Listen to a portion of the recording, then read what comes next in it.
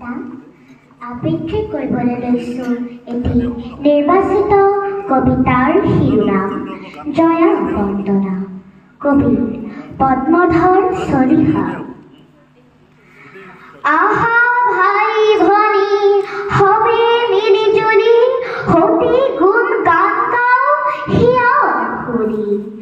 বনৰীয়া ফুল হাতে হাতে লৈ জয় সাগৰৰ পাৰলৈ গৈ, চকুৰ পানীৰে আজলি ভৰাই সতীৰ চৰণত দিও ঢালি ভাই।